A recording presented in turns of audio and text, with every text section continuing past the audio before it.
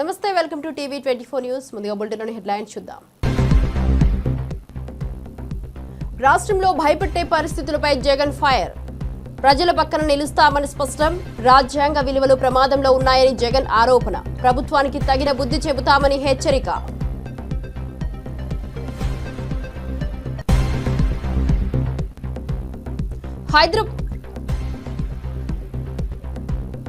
హైదరాబాద్ ను పరిశ్రమల హబ్ గా మార్చబోతున్నామన్న రేవంత్. యువతకు ఉద్యోగాల కోసం పరిశ్రమల ప్రణాళికలు, పారిశ్రామిక అభివృద్ధితో తెలంగాణకు ఉజ్వలత. ఆర్థిక వ్యవస్థను బలోపేతం చేయనున్న రేవంత్. మల్లన్న సాగర్ నీటి విడుదలపై బీఆర్ఎస్ ఆగ్రహం. నీరు లేకపోతే భారీ ఆందోళన చేస్తామని హెచ్చరిక. రైతులపై ప్రభుత్వం నిర్లక్ష్యం చేస్తున్నదన్న విమర్శ. ప్రతాప్ రెడ్డి డిమాండ్తో కేసు మళ్లీ హీట్.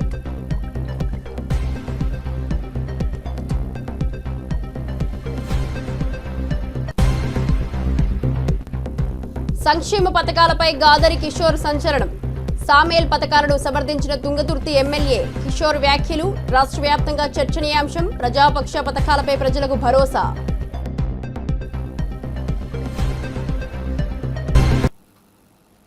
డీటెయిల్ చూస్తే రాష్ట్రంలో రెడ్ బుక్ రాజ్యాంగంతో భయానక పరిస్థితులు నెలకొన్నాయని వైసీపీ అధినేత జగన్ ఆందోళన వ్యక్తం చేశారు. రాజ్యాంగ మనుగడ ప్రశ్నార్థకంగా మారిందన్నారు.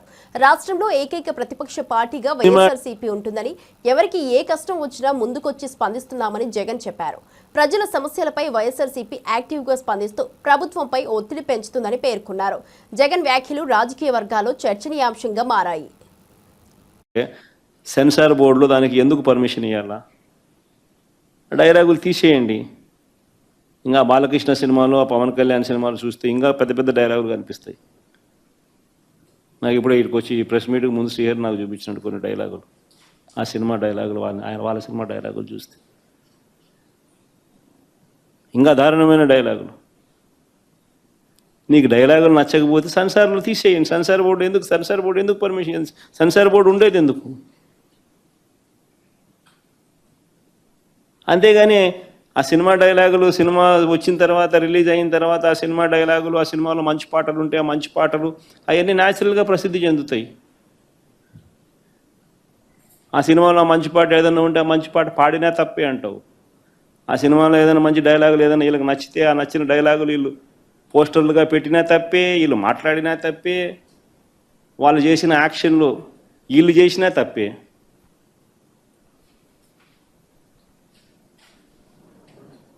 వాళ్ళు ఇలా అన్నా తప్పే, వాళ్ళు ఇలా అన్నా తప్పే.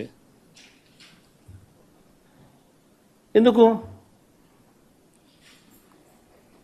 మరి సినిమాలు ఎందుకు తీస్తున్నారు స్వామి? మీరు ఆపేసేయండి, మూసేయండి. ప్రజాస్వామ్యంలో ఉన్నామా లేదా అన్నది నిజంగా ఆలోచన చేసుకోవాలి మనం అంతా. ఇలాగొచ్చే నష్టపోయింది. అదే సినిమా డైలాగ్ రాసుకున్నాడు, పాట పాడితే పాడినాడు, డైలాగులు కొడితే కొట్టినాడు. ఇలాగొచ్చే నష్టమైంది అంటాను నేను. గుమ్మడికాయలు దొంగంటే భుజాలు తడుముకున్నట్టుగా ప్రతిదీ కూడా వాళ్ళు ఏమన్నా కానీ నిన్నే అన్నట్టుగా నువ్వెందుకు బాధపడతా ఉన్నావు? కేంద్ర మంత్రులు తెలంగాణకు చేసిందేమీ లేదని, రాష్ట్ర అభివృద్ధి కాంగ్రెస్ పాలనలోనే సాధ్యమవుతుందని చామల కిరణ్ కుమార్ రెడ్డి భువనగిరి ఎంపీ విమర్శించారు. తెలంగాణ అభివృద్ధి కోసం కేంద్రం తీసుకుంటున్న చర్యలు సరిగా లేవని, ప్రజలకు నష్టమే జరుగుతోందని ఆవేదన వ్యక్తం చేశారు. రాష్ట్ర ప్రగతికి కాంగ్రెస్ పాలనే ఏకైక మార్గమని కిరణ్ కుమార్ రెడ్డి స్పష్టం చేశారు. తెలంగాణ ప్రజలకు ఉన్న సమస్యలపై కేంద్రం స్పందించాలంటూ డిమాండ్ చేశారు. ప్రధానమంత్రి బొమ్మనేసి తిప్పుదాం.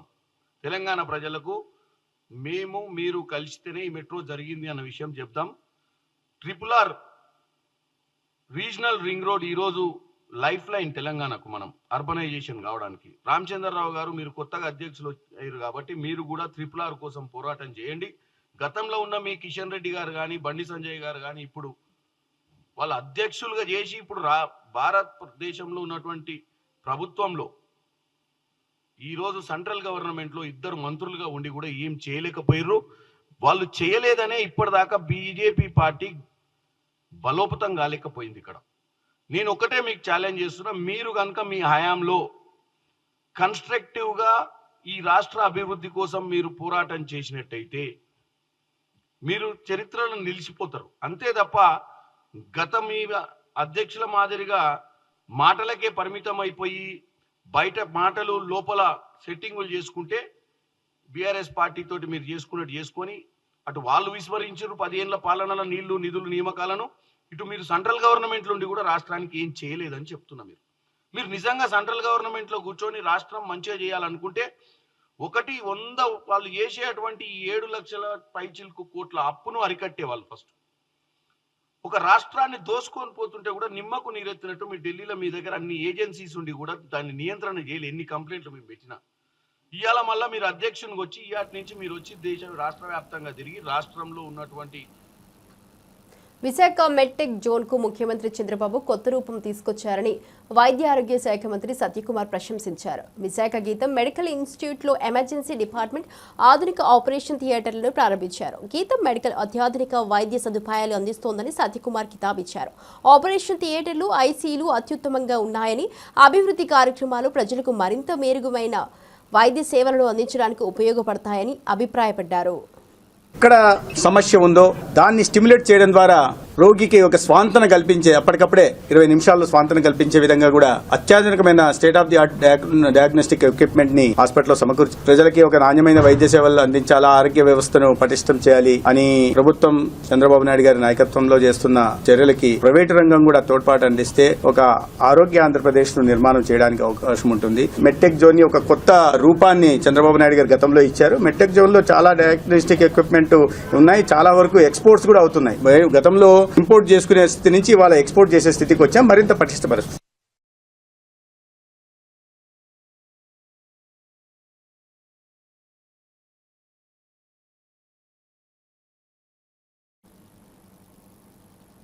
సంక్షేమ పథకాలను చూసి ఓర్వలేకనే గాదరి కిషోర్ చిల్లర మాటలు మాట్లాడుతున్నారని తుంగతుర్తి శాసనసభ్యులు మందుల సామేల్ విమర్శించారు. పథకాలు ప్రజల జీవితాల్లో మార్పులు తీసుకువస్తున్నాయని, వాటిపై విమర్శించడం నిరాధారమని ఆయన అన్నారు.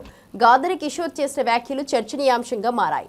సామేల్ గారు ప్రజా సంక్షేమం కోసం పథకాలు కొనసాగాలని, విమర్శలకు భయపడకుండా ముందుకు సాగుతామని చెప్పారు.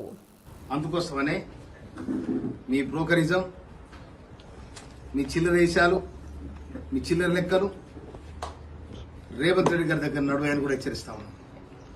తుంగతుర్తి ప్రజలు ఎందుకు మేము ఓడగొట్టారు? ఎందుకు ఓడగొట్టారు? ఇవాళ వెలుగంజయ్య ఎందుకు చనిపోయాడు? సమాధానం చెప్పాలి. వెలుగంజయ్య ఎందుకు చనిపోయాడు? ఎవరు ఎట్లా చనిపోయాడు? దానికి సమాధానం చెప్పాలి. అరచకాలు, మాట్లాడితే దాడులు, ఇదేనా సంస్కృతి? మీరు చేసిన పని అందుకే కదా. ఇసుక తీసుకుపోతున్న చిరకుడు దగ్గర మహిళల మీద లారీలు ఎక్కించారు. నేను ఇచ్చిన మాట ప్రకారం ఎన్నికల సందర్భంగా నేను చెప్పడం జరిగింది. అడ్డగూడూరు నుంచి లక్ష్మీనగర్ దాకా మీరు వేసిన రోడ్డు ఏతుందో రిజల్ట్ వచ్చిన వెంటనే, కాంగ్రెస్ పార్టీ గెలిచిన వెంటనే అక్కడ పోయి రోడ్డు దువ్వేస్తారని చెప్పినా నీవు నీ మోహన్ రావు గారు మంచి నొక్కోరు. మొత్తం దువ్వేసిన చూసుకో పూరి అడిపోయి ఒకసారి కూర్చొని రా పూరి. ఆనాడు కూడా చెప్పిన నేను మూసీ నదిలో ఉన్నా, వంగమడి బిడిజోతలో ఉన్నా సిల్ట్ ఏతుందో గవర్నమెంట్ తీసుకోపోతారు మాకు అభ్యంతరం లేదని చెప్పినా ఇప్పుడు కూడా మాట కట్టుబడి ఉన్నా నేను. అందుకోసమనే ఇవాళ నేను మీరు వదిలిపెట్టిపోయినా చెక్ డ్యామ్లన్నిటి కూడా కంప్లీట్ చేస్తే ఇవాళ దాని మీద లక్షణ కాలువ, ధర్మవరం, అటు కొడమర్తి, అటు మాసిడిపల్లి, ఆ పల్లెలన్నీ కూడా ఇవాళ నారు పోసుకుని వ్యవసాయం కోసం ప్రయత్నం చేస్తా ఉన్నారు. బీసీ బిల్లు కోసం ఆర్డినెన్స్లు, జీవోలు, కమిషన్లు కాకుండా మళ్లీ సక్రమంగా కులగణన చేసి చట్టబద్ధం చేయాలని వకులాభరణం కృష్ణమోహన్ పేర్కొన్నారు.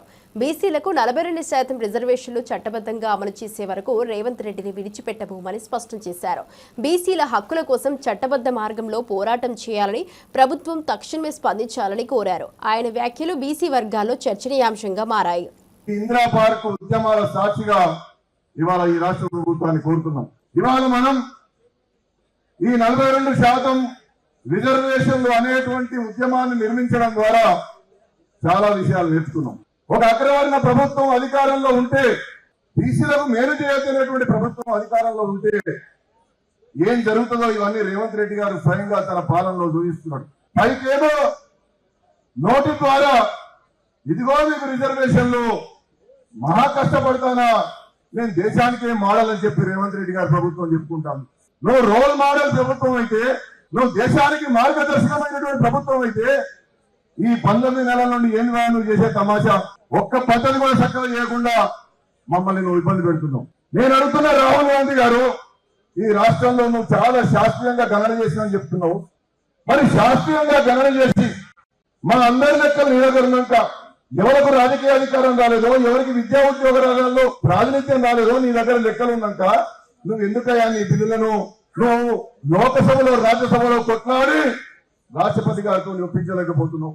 నువ్వు శాస్త్రీయంగా చేసినావు కదా, బీసీల కోసం నీ కాంగ్రెస్ పార్టీ కట్టుబడి ఉన్నది కదా, నీ రేవంత్ రెడ్డి గారి యొక్క పాలన చాలా గొప్పగా జరుగుతున్నది కదా, కోసం ఈ 42% అమలు చేయడం. ఇక నేను పద్ధతుల జోలికి, ఇక చట్టాల జోలికి, మనకు కావాల్సిన 40 నువ్వు ఇష్టపో, నేను శాతరాపురం దిగిపో. ఢిల్లీలో తెలుగు రాష్ట్రాల సీఎంల సమావేశంపై కేంద్రం చూపిన చొరవను సిపిఐ నారాయణ శుభసూచకంగా అభివర్ణించారు. ఉమ్మడి రాష్ట్రంలోనూ నదీ జలాల సమస్యలు ఉన్నాయని, వాటిని పరిష్కరించుకోవడం మంచిదని అన్నారు. నీటిని సమర్థవంతంగా పంపిణీ చేయడంపై దృష్టి పెట్టడం కీలకమని, ప్రాజెక్టుల గురించి మాట్లాడితే నష్టం జరిగే అవకాశం ఉందని నారాయణ సూచించారు.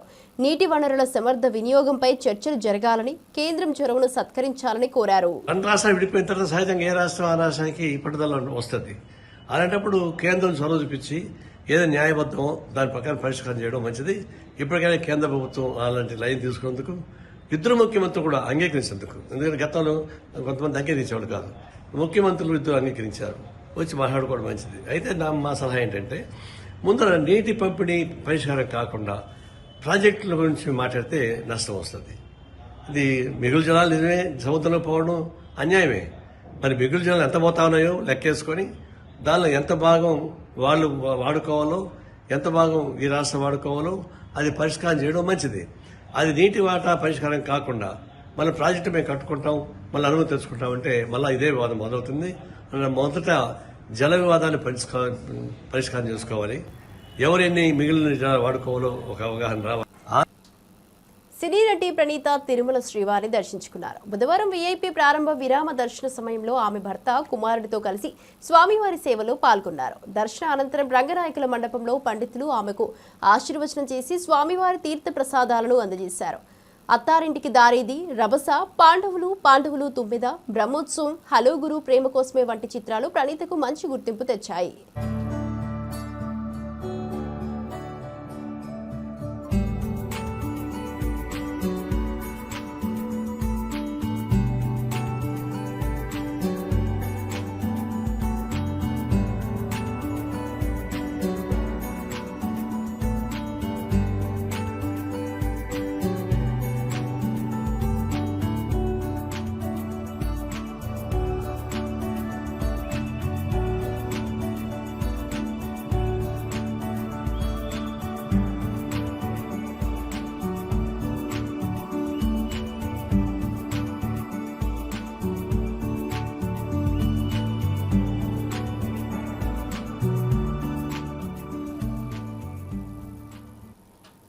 ఉప్పల్ నారపల్లి ఎలివేటెడ్ కారిడార్ పనులను దసరా నాటికి పూర్తి చేసి ప్రజలకు అందుబాటులోకి తీసుకొస్తామని మంత్రి కోమటిరెడ్డి వెంకటరెడ్డి తెలిపారు.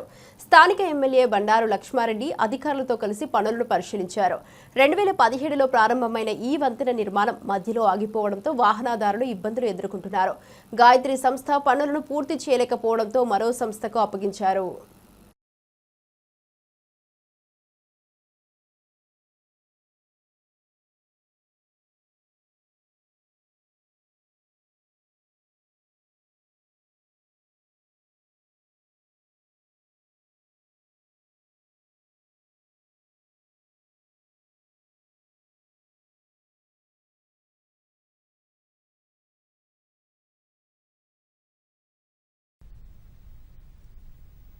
లార్నాక చౌరస్తకి వెళ్లి నారపల్లి వరకు 8 కిలోమీటర్ల పొడవైన 6 లేన్ ఫ్లైఓవర్ 2017లో అగ్రిమెంట్ అయ్యి 1200 కోట్లతోని ఆ రోజు అగ్రిమెంట్ చేసుకుని పనులు ప్రారంభించడం జరిగింది.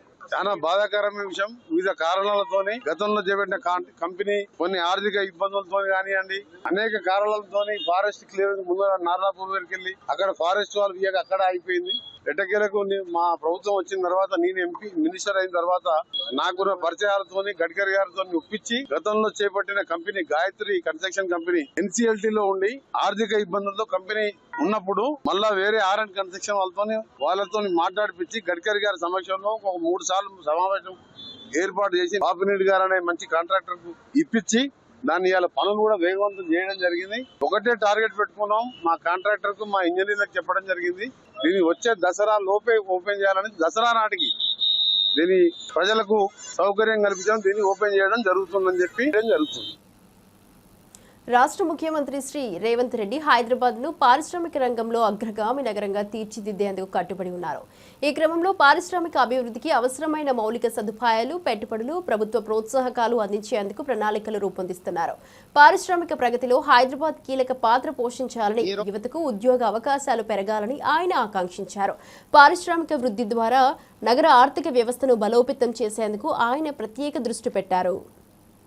ఈ మధ్య బయోఫార్మసైడ్ కానీ ఇతర పరిశ్రమలను ఆకర్షించడంలో కూడా తెలంగాణ రాష్ట్ర ప్రభుత్వం అన్ని రాష్ట్రాల కంటే ముందుండి ఈరోజు తెలంగాణ రాష్ట్ర ప్రభుత్వం కర్ణాటకతోనో ఆంధ్రప్రదేశ్తోనో లేకపోతే మహారాష్ట్రతోనో ఇతర రాష్ట్రాలతో పోటీ పడడం కాదు, ప్రపంచ దేశాలతోనే పోటీ పడాలని, ప్రపంచంలో ఉన్న అధునాతనమైన విధానాలను పరిశ్రమలను ఇక్కడికి ఆహ్వానించాలని Telangana Rising 2047.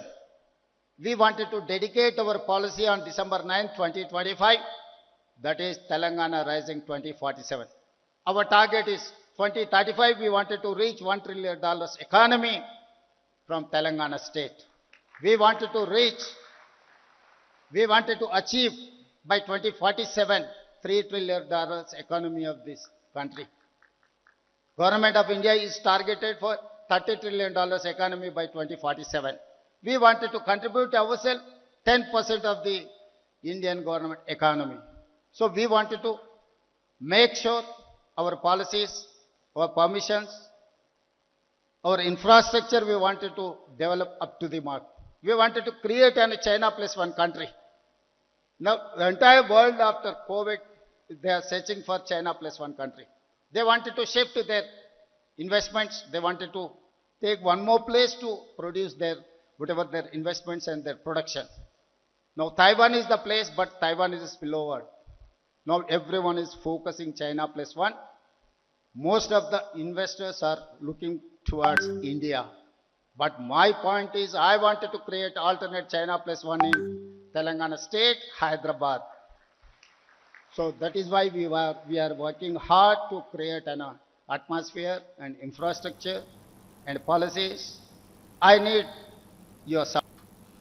మల్లన్న సాగర్ నుండి నీటిని విడుదల చేయాలని, వానాకాలం పంటలకు మల్లన్న సాగర్ జలాలను కొడకండ్ల కెనాల్ నుండి కూడవెల్లి వాగులోకి విడుదల చేయాలని బీఆర్ఎస్ పార్టీ నియోజకవర్గ ఇన్ఛార్జ్ వంటేరు ప్రతాప్ రెడ్డి డిమాండ్ చేశారు. కాంగ్రెస్ ప్రభుత్వాన్ని విమర్శిస్తూ నాడు కేసీఆర్ గారు పంట సమయానికి నీటిని అందించారని, ప్రస్తుతం రేవంత్ ప్రభుత్వం రైతులను నిర్లక్ష్యం చేస్తోందని అన్నారు. 3 రోజుల్లో నీటిని విడుదల చేయకపోతే మాజీ మంత్రి హరీష్ రావు నేతృత్వంలో పెద్ద ఎత్తున ఆందోళన చేపడతామని హెచ్చరించారు. తెలంగాణ ఉద్యమాలు చేసి రాష్ట్రాన్ని సాధించింది. తెలంగాణ రైతాంగానికి గోదావరి జలాలు పంపిణీ చేయాలని, కాళేశ్వరాన్ని నిర్మాణం చేసి పెద్ద ఎత్తున సిద్దిపేట జిల్లా, కరీంనగర్ జిల్లా, వరంగల్ జిల్లా, ఖమ్మం జిల్లా, ఇటు నిజామాబాద్ జిల్లా, అటు మన మెదక్ జిల్లా, ఇక్కడ పక్కనే ఉన్నటువంటి హైదరాబాద్కి సాగునీరు, తాగునీరు, ఇండస్ట్రియల్కి ఇవ్వాలన్నటువంటి తలంపుతోని పెద్ద ఎత్తున 90,000 కోట్లు ఖర్చు పెట్టి కాళేశ్వరం ప్రాజెక్టు నిర్మాణం చేస్తే రేవంత్ రెడ్డి గారు కేసీఆర్ గారిని బద్నాం చేసే ప్రయత్నం చేస్తూ ఉన్నారు. రైతుల మీద కక్ష తీసుకునే ప్రయత్నం చేస్తూ ఉన్నారు. ఈ ప్రాంతంలో ఉండే రైతాంగానికి నీళ్లు ఇవ్వాల్సింది కేసీఆర్ గారి ప్రభుత్వం ఇచ్చింది. కేసీఆర్ గారి ప్రభుత్వం ఇలా రేవంత్ రెడ్డి గారు కక్ష బట్టి నీళ్లు ఇవ్వట్లేదు. దానిలో భాగంగానే ఇవాళ మేము ఇక్కడికి వచ్చినాం. గోదావరిలో లక్షల క్యూసిక్ల నీరు వరదలో కలిసిపోతుంది, సముద్రంలో కలిసిపోతుంది. ఆ నీళ్లు కన్నేపల్లి పంపు స్టార్ట్ చేస్తే మేడిగడ్డ, సుందిర్ల నుంచి నీళ్లు వచ్చి మరి ఇక్కడ ఎల్లంపల్లి కానీ, మిగ్మానేర్ ద్వారా కానీ, మరి అన్నపూర్ణ కానీ, రంగనాయకుల సాగర్ కానీ, మల్లన్న సాగర్, గుండపోచమ్మ సాగర్లో కెనాల్స్ ద్వారా లక్షల ఎకరాలకు నీళ్ళు ఇచ్చినటువంటి గత ప్రభుత్వం. మరి ఈ ప్రభుత్వం వచ్చినాక ఎవరికి నీళ్ళు ఇవ్వట్లేదు, రైతుల్ని మోసం చేసే ప్రయత్నం చేస్తూ ఉంది. దానిలో భాగంగానే ఇలా మేము రైతులతో కలిసి బీఆర్ఎస్ పార్టీ నాయకత్వంలో మరి హరీష్ రావు గారి ఆదేశాల మేరకి మరి పెద్ద ఎత్తున ఇక్కడ ధర్నా చేపట్టినాం. మరి భవిష్యత్తులో కూడా మరి 2-3 రోజులలో ప్రభుత్వం వెంటనే స్పందించకుంటే మేము హరీష్ రావు గారి నాయకత్వంలో మల్లన్న సాగర్ గేట్లు ఓపెన్ చేస్తాం. వేలాది మంది రైతులతో అలా కూడా వినకపోతే ప్రభుత్వం మా మీద ఏదైనా కేసులు పెట్టాలని ప్రయత్నం చేస్తే రాజీవ్ రహదారిని 10,000 బైకులతోని దిగ్బంధం చేస్తాం. వంట వార్పు కార్యక్రమాన్ని ఏర్పాటు చేస్తాం. ప్రభుత్వం దిగిరి వచ్చే వరకు పోరాటం చేస్తాం. గతంలో కేసీఆర్ చెప్పేది కరువు వచ్చినా సరే ముగ్గులకు ముఖం పెట్టాల్సినటువంటి అవసరం లేదు, కింద పొలాలు దున్నుకోండి, దుక్కులు చేసుకోండి, పంటలు పండించుకోండి, కరువు వచ్చినా కూడా నీళ్లు అందిస్తామన్న తలంపుతోనే ఈ ప్రాజెక్టు నిర్మాణం చేస్తే ఈ ప్రాజెక్టులను నిర్వీర్యం చేసే ప్రయత్నం రేవంత్ రెడ్డి గారు చేస్తూ ఉన్నారు. కాబట్టి మేము వెంటనే ఈ నీళ్లు ఉన్నాయి, అలా మల్లన్న సాగర్లో నీళ్లున్నాయి, కొండపోచమ్మ సాగర్లో ఉన్నాయి, అన్నాపూర్ణలో నీళ్లున్నాయి, పక్కనే ఉన్నటువంటి రంగనాయక సాగర్లో నీళ్లు.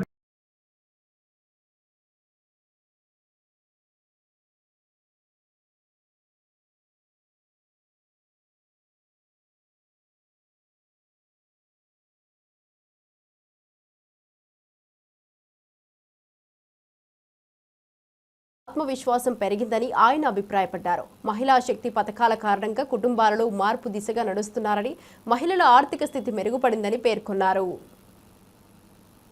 మీ చేతిలోనే ఉంది, ఇప్పుడు పెత్తనం మీ చేతిలోనే ఉంది, డబ్బులు మీ చేతిలోనే ఉన్నాయి. మా వాళ్ళ చేతుల్లో ఏమీ లేవు. మిమ్మల్ని అడుక్కొని చేసుకోవాల్సిన పరిస్థితి వచ్చింది మాకు సీతక్క పేరు మీద. కాబట్టి సీతక్క పెట్టే కార్యక్రమాలన్నీ మీకు ఇస్తుంది, మా వాళ్ళేమో మిమ్మల్ని అడుక్కోవాల్సిన పరిస్థితి వస్తుంది. ఇంతకు ముందేమో మీ ఆయన అడుక్కొని మీరు బయటికి వెళ్ళాలి, ఇప్పుడేమో మిమ్మల్ని అడుక్కొని మేము వ్యవసాయం చేసే పరిస్థితికి వచ్చినాం. మంత్రి తుమ్మల నాగేశ్వరరావు కాంగ్రెస్ మహిళా శక్తి పథకాల ప్రభావంపై ఆసక్తికర వ్యాఖ్యలు చేశారు. ఒకప్పుడు భార్యలు భర్తల వద్ద డబ్బులు అడిగేవారని, కానీ ఇప్పుడు పథకాల వల్ల భర్తలే భార్యల వద్ద డబ్బులు అడగాల్సిన పరిస్థితి వచ్చిందని అన్నారు. ఈ పథకాలు మహిళల ఆర్థిక స్వలంబనకు దోహదపడ్డాయని, వారి ఆత్మవిశ్వాసం పెరిగిందని ఆయన అభిప్రాయపడ్డారు. మహిళా శక్తి పథకాల కారణంగా కుటుంబాలలో మార్పు దిశగా నడుస్తున్నారని, మహిళల ఆర్థిక స్థితి మెరుగుపడిందని పేర్కొన్నారు. మీ చేతిలోనే ఉంది, ఇప్పుడు పెత్తనం మీ చేతిలోనే ఉంది, డబ్బులు మీ చేతిలోనే ఉన్నాయి. మా వాళ్ళ చేతుల్లో ఏమీ లేవు. మిమ్మల్ని అడుక్కొని చేసుకోవాల్సిన పరిస్థితి వచ్చింది మాకు సీతక్క పేరు మీద. కాబట్టి సీతక్క పెట్టే కార్యక్రమాలన్నీ మీకు ఇస్తుంది, మా వాళ్ళేమో మిమ్మల్ని అడుక్కోవాల్సిన పరిస్థితి వస్తుంది. ఇంతకు ముందేమో మీ ఆయన అడుక్కొని మీరు బయటికి వెళ్ళాలి, ఇప్పుడేమో మిమ్మల్ని అడుక్కొని మేము వ్యవసాయం చేసే పరిస్థితికి వచ్చినాం. అయినా సరే మాకు సంతోషం. మా ఆడబిడ్డ మా మహాలక్ష్మి ఆ చిరునవ్వుతో ఉంటే చాలు. తెలంగాణ ప్రభుత్వం కలకాలం కాంగ్రెస్ పార్టీ పాలించాలి, మీ యొక్క జీవితాలు బాగు చేయాలి. మీ చేతిలోనే ఉంది, ఇప్పుడు పెత్తనం మీ చేతిలోనే ఉంది, డబ్బులు మీ చేతిలోనే ఉన్నాయి. మా వాళ్ళ చేతుల్లో ఏమీ లేవు. మిమ్మల్ని అడుక్కొని చేసుకోవాల్సిన పరిస్థితి వచ్చింది మాకు. రాష్ట్ర జల హక్కుల విషయంలో ఎట్టి పరిస్థితుల్లోనూ రాజీ పడదే లేదని మంత్రి శ్రీధర్ బాబు స్పష్టంగా చెప్పారు. గత ప్రభుత్వం ఆంధ్ర ప్రాంతానికి మాత్రమే నీటిని కేటాయించిందని, తాము అందుకు వ్యతిరేకంగా నిలబడతామని వ్యాఖ్యానించారు. పెద్దపల్లిలో జరిగిన ఇందిరా మహిళా శక్తి సంబరాల సభలో మంత్రులు సీతక్క, శ్రీధర్ బాబు, తుమ్మల పాల్గొన్నారు. మహిళల అభ్యున్నతికి కాంగ్రెస్ పార్టీ అనేక కార్యక్రమాలు చేపట్టిందని, వీహబ్ నిర్మాణానికి ప్రణాళికలు సిద్ధం చేస్తున్నామని తెలియజేశారు.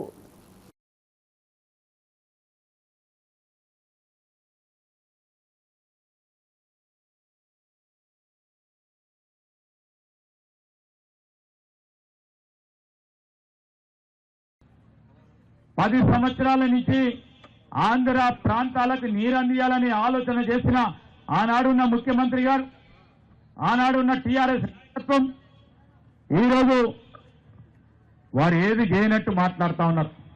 కానీ వారు ఏది చేసినా చేయకున్నా ఈరోజు ముఖ్యమంత్రి గారు, మేము ఈ ప్రాంతానికి సంబంధించిన శాసనసభ్యులుగా గోదావరి నది జలాలు ఒక్క బొట్టు కూడా మన ప్రాంత రైతులకు చెందకుండా మన హక్కులు కాపాడే కార్యక్రమాలు చేస్తూ మనకు రావాల్సిన నీటి లభ్యత మనకు అందుబాటులో ఉండేటట్టు చేస్తూ కేంద్ర ప్రభుత్వంతోని విధానాలకు సంబంధించిన అంశాలను ముందుకు తీసుకెళ్లే ప్రయత్నంతో ముందుకెళ్తాము. ఎక్కడ కూడా రాజీ పడనక్కర్లేదని ముఖ్యమంత్రి గారితో పాటు వేదికపై ఉన్న మా గౌరవ సహచరుల మంత్రివర్గులతో పాటు మా శాసనసభ్యులందరూ కూడా మనవి చేస్తా ఉన్నాం. బంకచర్లకు సంబంధించి ఈరోజు ఎట్టి పరిస్థితుల్లో దాన్ని ఒప్పుకునేది లేదు. మనకు నీటికి సంబంధించి, నీటి అంశాలకు సంబంధించి, గోదావరి నది జలాలకు సంబంధించి ఈరోజు మన వాటా ఏ విధంగా ఉండాలో అంతవరకు వాటాని తప్పకుండా తీసుకుంటాం. ఈ ప్రాంతానికి సంబంధించిన నీరు ఇక్కడ అందిన తర్వాత మరి ఇతర ప్రాంతాలకు పోవటమో లేదో కేంద్ర ప్రభుత్వం నిర్ణయం. ఈరోజు మనం వారు చేసినట్టు కాళేశ్వరం ప్రాజెక్ట్ ఏమో ఈడ కడతారు, ఇతర ప్రాంతాలకు పోవడానికి మాకేం ఇబ్బంది లేదు. కానీ కాళేశ్వరం పరిసరాల ప్రాంతాలకు సంబంధించి ఈరోజు అటున్న మంత్రిని కానీ, ఇక్కడున్న పెద్దపల్లి కానీ, పక్కనున్న మా రామగుండం కానీ ఎక్కడ కూడా ఒక నీటి బొట్టు కూడా ఇవ్వకుండా కాళేశ్వరం ప్రాజెక్టు 1,00,000 కోట్ల రూపాయలతో కట్టి వారు ఎక్కడికి తీసుకెళ్లే కార్యక్రమం చేసిండ్రో చూసి, కూలిపోయిన డ్యాంలకు సంబంధించి ఈరోజు గొప్పగా మాట్లాడుతా ఉన్న ప్రాంతాలకు పోవటమో లేదో కేంద్ర ప్రభుత్వం నిర్ణయం. ఈరోజు మనం వారు చేసినట్టు కాళేశ్వరం ప్రాజెక్ట్ ఏమో ఈడ కడతారు, ఇతర ప్రాంతాలకు పోవడానికి మాకేం ఇబ్బంది లేదు. కానీ కాళేశ్వరం పరిసరాల ప్రాంతాలకు సంబంధించి ఈరోజు అటున్న మంత్రిని కానీ, ఇక్కడున్న పెద్దపల్లి కానీ, పక్కనున్న మా రామగుండం కానీ ఎక్కడ కూడా ఒక నీటి బొట్టు కూడా ఇవ్వకుండా కాళేశ్వరం ప్రాజెక్టు 1,00,000 కోట్ల రూపాయలతో కట్టి వారు ఎక్కడికి తీసుకెళ్లే. ఇవి ఇప్పటివరకు బులెటిన్ అప్డేట్ చూస్తూనే ఉండండి టీవీ 24 న్యూస్.